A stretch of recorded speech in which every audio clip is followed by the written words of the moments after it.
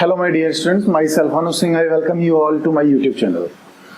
So प्यारे बच्चों, हमने पिछले वीडियो लेक्चर में हम लोगों ने कंडक्टर्स के बारे में डिस्कस किया था कि जब कंडक्टर्स को इलेक्ट्रोस्टैटिक फील्ड में प्लेस किया जाता है तो क्या होता है। ठीक है, तो उसमें 6 पॉइंट्स हमने डिस्कस किए थे। देन उसके बाद हमने डाइलेक्ट्रिक्स एंड पोलराइजेशन को पढ़ा था उसमें। देन उसके बाद हमने उसमें पढ़ा था पोलराइजेबिलिटी को। ठीक है, तो ये हमने उस प्रीवियस वीडियो लेक्चर में पढ़ा था। ठीक, अब इस वीडियो लेक्चर में हम लोग करने जा रहे हैं पोलराइजेशन ऑफ डाइलेक्ट्रिक, यानी डाइलेक्ट्रिक को जब आप इलेक्ट्रिक फील्ड में रखेंगे तो उसका पोलराइजेशन हो जाएगा। वो किस तरह से होगा उसको अभी हम समझेंगे। उसके बाद डाइलेक्ट्रिक कांस्टेंट, ठीक है, K equal to E not upon E, ये रिलेशन हमें निकालना है। ठीक है, और बताना है ये रिलेशन जस्ट। ठीक, फिर देन है relation between sigma and sigma P. Sigma क्या है यहाँ पे? सिग्मा है सरफेस चार्ज डेंसिटी और sigma P induce surface charge density. So we can say relation between surface charge density and induce surface charge density. After it we will discuss about polarization vector. ठीक है, polarization vector के बाद हम relation निकालेंगे magnitude of polarization vector and the surface charge density, that is P और sigma के बीच में हम रिलेशन निकालेंगे। देन है ससेप्टिबिलिटी एंड पोलराइजेशन वेक्टर। ठीक है, चाहिए हमें निकालना है। ठीक, देन उसके बाद relation between electric susceptibility and dielectric constant के और चाई में रिलेशन हमें निकालना है। देन उसके बाद डाइलेक्ट्रिक स्ट्रेंथ की डाइलेक्ट्रिक स्ट्रेंथ क्या होती है पढ़ेंगे हम। फिर electric displacement vector. So let's start our video lecture. Okay students, our first topic is polarization of dielectric. तो आपने प्रीवियस वीडियो लेक्चर में एक टॉपिक पढ़ा था effect of electric field on the dielectric. तो वहां पर हमने पोलर डाइलेक्ट्रिक और नॉन पोलर डाइलेक्ट्रिक्स के ऊपर हमने इफेक्ट पढ़ा था इलेक्ट्रिक फील्ड का। ठीक है, अब यहाँ पे देखिए हमारे पास में एक कोई पोलर मॉलिक्यूल पोलर डाइलेक्ट्रिक है। पोलर डाइलेक्ट्रिक के ऊपर जैसे हम इलेक्ट्रिक फील्ड लगाते हैं तो आपको मैंने बताया था कि जो उसके मॉलिक्यूल्स होते हैं वो मॉलिक्यूल्स अपने आप को अलाइन कर लेते हैं in the direction of the applied electric field. ठीक है, तो यहाँ पर जो मॉलिक्यूल्स हैं वो अलाइन हो गए in the direction of the applied electric field. हमारे पास में दो पैरेलल प्लेट्स हैं ए बी, इसके ऊपर प्लस सिग्मा और इसके ऊपर minus sigma surface charge density है। और ये एक डाइलेक्ट्रिक स्लैब है। डाइलेक्ट्रिक स्लैब को जैसे ही हमने इन प्लेट्स के बीच में इंट्रोड्यूस कराया तो इसमें क्या हुआ कि हमने electric field E not apply किया। ई नॉट के अप्लाई कर देने पर इसके जो अपोजिट फेसेस हैं, एक फेस ये और एक फेस ये, इन दोनों फेसेस पर अपोजिट चार्ज इंड्यूस हो गए। इस प्रोसेस को हम बोलते हैं polarization of dielectric. That is the polarization of dielectric is the process of inducing equal and opposite charges on the opposite faces of a dielectric when it is placed in the electric field. Okay, so यहाँ पर जो electric field होगा यानी net electric field, that is उसको हम ई से दिखा देते हैं।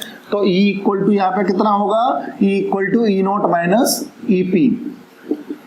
ईपी क्या है? ईपी है इंड्यूस इलेक्ट्रिक फील्ड। ठीक है, तो यहाँ पे हम देख रहे हैं कि ई जो है वो रिड्यूस हो जाएगा जब डाइलेक्ट्रिक स्लैब को इंट्रोड्यूस कर दिया जाएगा तो इलेक्ट्रिक फील्ड इंटेंसिटी रिड्यूस हो जाएगी। अब आपको पता है कि E naught equal to sigma upon epsilon naught, यानी आपने पढ़ा था दो प्लेट्स हैं आपके पास, दो प्लेट्स के बीच में जो इलेक्ट्रिक फील्ड इंटेंसिटी होती है वो सिग्मा अपॉन एप्सिलॉन नॉट होती है। ठीक है, ये आप पढ़ चुके हो चैप्टर नंबर 1 में। अब इसके बाद आपको ईपी इक्वल टू क्या होगा? Sigma P upon epsilon not. तो यहां से देयरफॉर ई निकालेंगे हम, तो ई इक्वल टू क्या हो जाएगा? Sigma upon epsilon not minus sigma P upon epsilon not. तो ये क्या हो जाएगा? E equal to sigma minus sigma P upon epsilon not. तो ये वैल्यू है reduced value of electric field. तो ये यानी जब हम एक डाइलेक्ट्रिक को दो प्लेट्स के बीच में रख देंगे तो उसमें क्या होगा कि उसके अपोजिट फेसेस पे equal and opposite charges induce हो जाएंगे। इस प्रोसेस को हम पोलराइजेशन ऑफ डाइलेक्ट्रिक कहते हैं। ठीक है, तो E equal to sigma minus sigma P.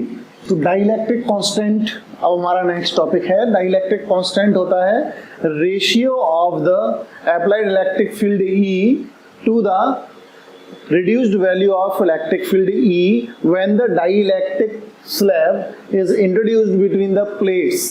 ठीक है, यानी हमारे पास में एक डाइलेक्ट्रिक स्लैब है और दो प्लेट्स हैं, उनके ऊपर अपोजिट चार्जेस हैं, एक के ऊपर पॉजिटिव चार्ज और एक के ऊपर नेगेटिव चार्ज। पिछले टॉपिक में जैसे हमने डायग्राम बनाया था, ठीक है। तो हमने इलेक्ट्रिक फील्ड अप्लाई किया ई नॉट, मान लिया कि हमने electric field E not apply किया है। अब इलेक्ट्रिक फील्ड को जब हम अप्लाई करेंगे डाइलेक्ट्रिक के ऊपर, तो आपने पढ़ा था कि उसकी जो वैल्यू है इलेक्ट्रिक फील्ड इंटेंसिटी की वो कम हो जाएगी। तो जितना आपने अप्लाई किया ई नॉट, उसका रेशियो जितनी रिड्यूस हो गई है वैल्यू उसके साथ, उसको डाइलेक्ट्रिक कांस्टेंट हम कहते हैं, इसको के से रिप्रेजेंट करते हैं, ठीक है। तो K equal to E not upon E. अब आपको पता है कि E naught equal to sigma upon epsilon naught upon E equal to sigma minus sigma P upon epsilon naught. ये आप कैलकुलेट कर चुके थे, ठीक है। तो यहां से एप्सिलॉन नॉट कैंसिल हो जाएंगे, ये आ जाएगा sigma upon sigma minus sigma P, ठीक है। तो ये रिलेशन हमारे पास आ जाता है के लिए, ठीक। अब देखिए एज जो आपने इलेक्ट्रिक फील्ड अप्लाई किया था ई नॉट इज ग्रेटर देन ई, वो रिड्यूस्ड वैल्यू से ज्यादा होगा, देयरफॉर के इज ग्रेटर देन 1 और ये ऑलवेज होता है। अब हमारा नेक्स्ट टॉपिक है relation between sigma and sigma P. तो बच्चों अब हम रिलेशन निकालेंगे सरफेस चार्ज डेंसिटी सिग्मा और induce surface charge density sigma P के बीच में। आपको ये पता है कि जब किसी डाइलेक्ट्रिक को सब्जेक्टेड किया जाता है टू द इलेक्ट्रिक फील्ड, तो डाइलेक्ट्रिक के अंदर इलेक्ट्रिक फील्ड इंटेंसिटी रिड्यूस हो जाती है, and that reduced value of the electric field intensity is given by E equal to E not minus E P, ठीक है। अब देखिए E naught equal to sigma upon epsilon naught, E P equal to sigma P upon epsilon not, ठीक है। और जो E है and E equal to E not upon K, dielectric constant, ठीक है। उसमें पढ़ा था आपने relation, E not upon E equal to K था ना, तो यहां से आ गया, ठीक। तो अब ये क्या हो जाएगा, इसकी जगह पर आप सिग्मा अपॉन एप्सिलॉन नॉट रख सकते हो, तो सिग्मा अपॉन एप्सिलॉन नॉट के, ठीक। इन सारी वैल्यूज को इस इक्वेशन में पुट कर दीजिए, इसको फर्स्ट ले लीजिए, ठीक है। Sigma upon epsilon not K is equal to sigma upon epsilon not minus sigma P upon epsilon not, ठीक है। तो अब हम क्या करेंगे कि यहाँ पे आपको एप्सिलॉन नॉट कॉमन दिखाई दे रहा है सब जगह पे, तो epsilon naught epsilon naught epsilon naught ये कैंसिल हो गया। अब हमारे पास क्या बचा, sigma upon K is equal to sigma minus sigma P, ठीक है बच्चों। तो हमें रिलेशन निकालना है किस किस के बीच में, सिग्मा और सिग्मा पी के बीच में। आप एक काम करिए, सिग्मा पी को इधर ले आइए, प्लस का हो जाएगा, तो इसको इधर लेके आएंगे हम, तो हमें मिल जाएगा sigma P is equal to, और इसको इधर ले जाइए, sigma minus sigma upon K, clear. तो अब ये क्या हो जाएगा, sigma P is equal to, next में आप इसमें से सिग्मा कॉमन ले लीजिए, तो 1 minus 1 upon K into sigma. आप इसका एलसीएम लेके K minus 1 upon K into sigma, sigma P equal to K minus 1 upon K into sigma. अब आपको पता है कि k is always greater than 1, आपने पढ़ा था ना, k is always greater than 1, therefore sigma p is less than sigma. तो जो इंड्यूस सरफेस चार्ज डेंसिटी होती है वो सरफेस चार्ज डेंसिटी से कम होती है, ठीक है। तो ये रिलेशन था, तो आपने यहाँ पे निकाला sigma p is less than sigma, ठीक। तो अब यहाँ पे बात करते हैं हम कि अगर जो हमारे पास में प्लेट्स हैं उसके बीच में डाई इलेक्ट्रिक जो रखा हुआ है उसको ना रख करके अगर एक कंडक्टर उसके अंदर प्लेस कर दिया जाए, तो कंडक्टर को प्लेस कर देने पर क्या होगा, कंडक्टर को प्लेस कर देने पर E0 हो जाएगा। ठीक है, E0 हो जाएगा तो उस कंडीशन में E0 इक्वल टू EP हो जाएगा। अब उस कंडीशन में क्या होगा, sigma upon epsilon naught is equal to sigma P upon epsilon naught. Epsilon naught से epsilon naught cancel, sigma equal to sigma P। ये कंडीशन कब की है, जब आप जो गैप है प्लेट्स के बीच में, उस गैप के अंदर आप किसी कंडक्टर को प्लेस कर रहे हो, तो वहां पर वैल्यू रिड्यूस नहीं होगी इलेक्ट्रिक फील्ड इंटेंसिटी की। ठीक है, तो दोनों इक्वल रहेंगे, यानी E0 और EP, यानी जो आपका अप्लाइड इलेक्ट्रिक फील्ड है और इंड्यूस्ड इलेक्ट्रिक फील्ड दोनों इक्वल होंगे। तो उस कंडीशन में sigma equal to sigma P होगा। ठीक है, तो अब हमारा नेक्स्ट टॉपिक है पोलराइजेशन वेक्टर। तो पोलराइजेशन वेक्टर क्या होता है, it is defined as the dipole moment per unit volume. ठीक है, तो dipole moment per unit volume को हम पोलराइजेशन वेक्टर कहते हैं। ठीक है, तो अब पोलराइजेशन वेक्टर को हम P से डिनोट करते हैं। P is equal to NP। N क्या लिया है हमने, ये नंबर ऑफ एटम्स और number of molecules per unit volume है, तो P इक्वल टू NP। ठीक है, अब यहां से इसकी यूनिट की बात करते हैं, तो इसकी यूनिट क्या हो जाएगी, देखिए H P equal to P upon V, that is volume. ठीक है, तो P यहाँ पे है डाइपोल मोमेंट। अब डाइपोल मोमेंट की यूनिट क्या होती है, कूलम मीटर, Q इंटू 12 होता है अपॉन मीटर क्यूब, वॉल्यूम की यूनिट। ठीक है, तो कैंसिल करिए, कैंसिल करने पर आपको क्या मिल जाएगा, यहाँ पे 2 रह जाएगा, इसे ऊपर पहुंचा दीजिए, तो कूलम पर मीटर स्क्वायर इसकी यूनिट होगी। ठीक है, अब हमारा नेक्स्ट टॉपिक है relation between magnitude of polarization vector and the surface charge density. तो स्टूडेंट्स अब हम लोग रिलेशन निकालेंगे पोलराइजेशन वेक्टर P और सरफेस चार्ज डेंसिटी सिग्मा के बीच में। ठीक है, तो देखिए यहाँ पे हमने क्या किया है कि एक डाई इलेक्ट्रिक हमने ले लिया है जो कि पोलराइज्ड है। ठीक है, तो जो पोलराइज्ड डाई इलेक्ट्रिक है उसका एरिया हमने लिया है A और इसकी जो थिकनेस है ये हमने ले लिया डाई इलेक्ट्रिक स्लैब की D। ठीक, तो हम ये एज्यूम करके चलते हैं कि जो पोलराइज्ड डाई इलेक्ट्रिक है ये एक डाइपोल की तरह से बिहेव करता है। ठीक है, तो हम ये मानते हैं अब कि यहाँ पर जो चार्जेस हैं दोनों साइड्स पे जो चार्जेस हैं इनका मैग्नीट्यूड है हमारा Q सफिक्स P, इसका मैग्नीट्यूड ले लिया पोलराइज्ड चार्ज का। ठीक है, तो अब क्योंकि ये डाइपोल की तरह से बिहेव करता है तो डाइपोल हम इसको कंसीडर कर सकते हैं, तो इसका डाइपोल मोमेंट हो जाएगा P इक्वल टू, तो इसका डाइपोल मोमेंट हो जाएगा P equal to Q into D। Clear, और QP इंटू D। अब हम क्या करेंगे कि हमने ये मान लिया कि यहाँ पे जो पोलराइज्ड डाई इलेक्ट्रिक है इसके ऊपर सरफेस चार्ज डेंसिटी है sigma P। Surface charge density क्या ले लेते हैं हम, सिग्मा P।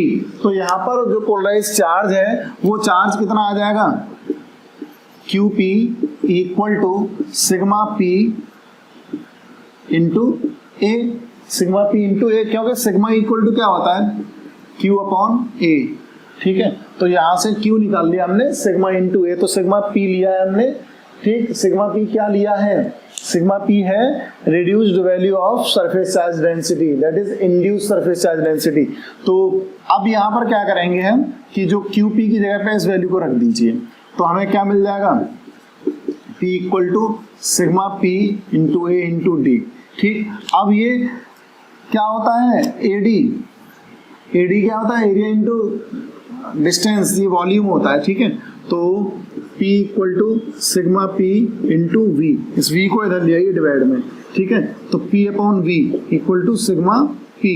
अब P अपॉन V क्या होता है, ये होता है पोलराइजेशन वेक्टर, और P equal to sigma P। तो ये रिलेशन हमें मिल जाता है पोलराइजेशन वेक्टर और सरफेस चार्ज डेंसिटी के बीच में। यहाँ पर लिख सकते हो आप as P upon V is equal to capital P।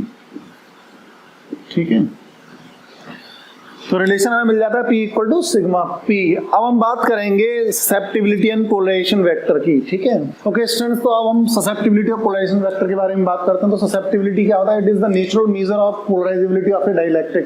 That is the dielectric जो है वो कितना पोलराइज हुआ है उसका मेजरमेंट किया जाता है ससेप्टिबिलिटी से। तो जो मोस्ट ऑफ द डाइलेक्ट्रिक्स होते हैं, मोस्ट ऑफ द डाइलेक्ट्रिक्स में जो पोलराइजेशन वेक्टर होता है P is directly proportional to the reduced value of electric field, that is epsilon naught E, ठीक है। तो यहाँ पर प्रोपोर्शनलिटी साइन को हटाएंगे तो P इक्वल टू चाई E, ये है चाई E, epsilon naught E, ठीक है। चाई यहाँ पर क्या है? चाई इज कॉल्ड ससेप्टिबिलिटी, ठीक है। तो यहाँ से चाई हम निकाल लेते हैं, chi equal to P upon epsilon naught E, ठीक है। तो ये रिलेशन आपका आ जाता है ससेप्टिबिलिटी और पोलराइजेशन वेक्टर के बीच में, ठीक है। अगर इसकी आप यूनिट निकालना चाहें तो इसकी यूनिट क्या होगी? इसकी यूनिट देखिए, P की यूनिट आपने निकाली थी coulomb per metre square upon, अब देखिए एप्सिलॉन नॉट की क्या होती है? कूलम स्क्वायर पर न्यूटन पर मीटर स्क्वायर इनटू ई क्या है आपका? इलेक्ट्रिक फील्ड, तो न्यूटन पर कूलम, ठीक है। तो अब देखिए यहाँ पे क्या हो जाएगा, इस कूलम को यहाँ पे ले जाइए तो ये सी स्क्वायर हो जाएगा, सी स्क्वायर से सी स्क्वायर कैंसिल हो जाएगा, पर न्यूटन से पर न्यूटन कैंसिल हो जाएगा, ठीक है। मीटर टू द पावर -2 से metre to the power -2 cancel हो जाएगी, इक्वल टू कुछ भी नहीं, ठीक है। तो यहाँ पर इट इज डायमेंशनलेस। कैसी होती है ये? चाहिए ससेप्टिबिलिटी जो है डायमेंशनलेस होती है, ठीक है बच्चों। ओके स्टूडेंट्स, अब हमको रिलेशन निकालना है इलेक्ट्रिक ससेप्टिबिलिटी और डाइलेक्ट्रिक कांस्टेंट K के बीच में। तो हम जानते हैं कि जो रिड्यूस्ड वैल्यू होती है इलेक्ट्रिक फील्ड इंटेंसिटी की, it is given by E equal to E0 minus EP, ठीक है। तो we know that reduced value of electric field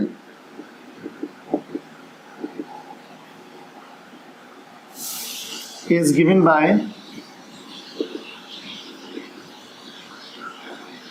E equal to E0 minus EP। अब हम यहाँ पे क्या करेंगे कि यहाँ से E0 की वैल्यू निकाल लेते हैं। तो यहाँ से E0 क्या मिल जाएगा? और E0 इक्वल टू, आप जो है इसको इधर ले आइए तो E प्लस EP।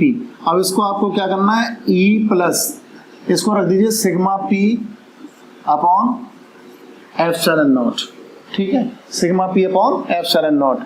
अब देखिए यहाँ पर हम क्या करेंगे, इसको कर दीजिए E प्लस, अब इसको सिग्मा P इक्वल टू क्या था हमारा? वो था पोलराइजेशन वेक्टर P, तो इसको P upon epsilon naught, but P equal to जो मैग्नीट्यूड है पोलराइजेशन वेक्टर का, it is given by in terms of susceptibility चाहिए एप्सिलॉन नॉट E, ठीक है। तो इस वैल्यू को रख दीजिए अब यहाँ पे, तो हमें मिल जाएगा E0 equal to E plus चाहिए epsilon naught E upon epsilon not. तो एप्सिलॉन नॉट से एप्सिलॉन नॉट को कैंसल कर दीजिए। अब आपको क्या मिल जाता है? आप यहाँ से E कॉमन ले लीजिए, तो 1 प्लस चाहिए और E आपका कॉमन है, ठीक। अब इधर है E0। अब आप क्या करेंगे? इस E0 को, सॉरी E को E0 के नीचे ले आइए, ठीक है।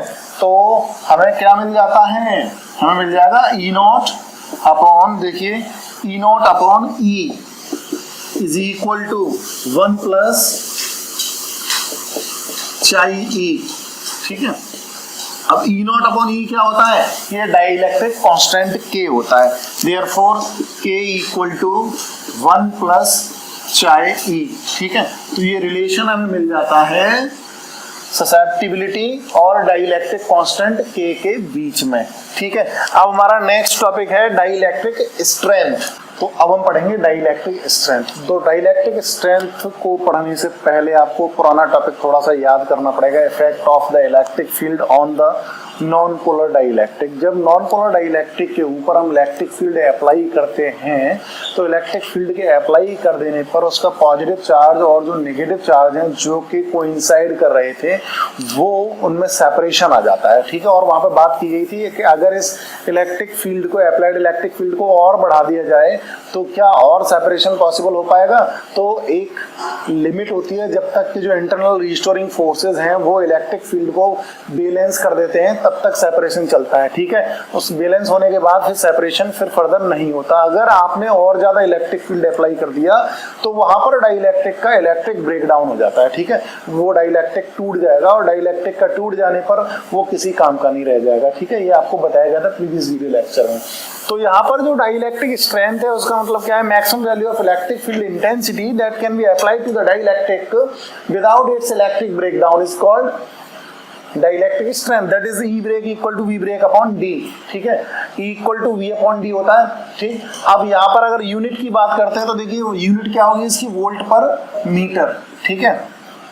इसकी यूनिट हो जाएगी वोल्ट पर मीटर। अब हमारा लास्ट टॉपिक होगा इस वीडियो लेक्चर का इलेक्ट्रिक डिस्प्लेसमेंट वेक्टर, ओके। तो हम पढ़ेंगे इलेक्ट्रिक डिस्प्लेसमेंट वेक्टर के बारे में। तो इलेक्ट्रिक डिस्प्लेसमेंट वेक्टर को पढ़ने के लिए हमें क्या करना होगा कि जो रिड्यूस्ड इलेक्ट्रिक फील्ड है, we know that reduced electric field यानी जो आपका डाइइलेक्ट्रिक होता है उसके अंदर जो फील्ड होता है वो रिड्यूस हो जाता है, and it is given by E equal to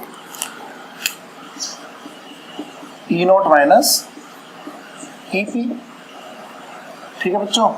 अब हम क्या करेंगे कि यहाँ पर sigma upon epsilon not minus sigma P upon epsilon not, इस तरह से इसको रख देते हैं। अब इसी को आगे क्या लिख सकते हैं हम? Sigma minus sigma P upon epsilon not, और इसको आप वेक्टर फॉर्म में रख दीजिए। तो ये क्या हो जाएगा? Vector E dot N cap, एक यूनिट वेक्टर हमने ले लिया। अब इसी को is equal to sigma minus, देखिए इसको P vector dot N cap upon epsilon naught. ऐसा क्यों करा हमने? क्योंकि हमें पता है कि जो सिग्मा P है वो sigma P polarization vector P के इक्वल होता है, तो उसको भी हमने वेक्टर फॉर्म में रख दिया, ठीक। अब इस एप्सिलॉन नॉट को आप इधर ले आइए इसके साथ, तो आपको क्या मिल जाएगा? Epsilon naught E dot N cap, ठीक है, is equal to sigma minus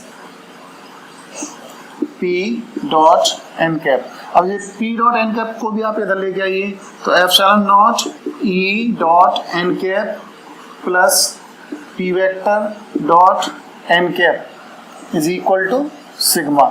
उधर क्या रह गया? सिग्मा। अब आप क्या करेंगे? यहाँ से एन कैप कॉमन ले लीजिए, तो epsilon naught E vector plus P, तो यहाँ से क्या कॉमन लेंगे? N cap is equal to sigma. अब इसी को आप क्या लिख देंगे? इसी को आप लिखेंगे D vector dot N cap equal to sigma. तो यहाँ पर जो D वेक्टर हमारा आया है, D वेक्टर क्या है? D वेक्टर इक्वल टू है epsilon naught E vector plus P vector, ठीक है। It is the displacement vector, displacement vector, ठीक है। आई थिंक ये आपको समझ में आ गया होगा। अगर आपको ये वीडियो अच्छा लगा तो उसको लाइक करिए, शेयर करिए और मेरे चैनल को सब्सक्राइब करिए। आज की वीडियो लेक्चर में इतना ही, मिलते हैं नेक्स्ट वीडियो लेक्चर में। Thank you.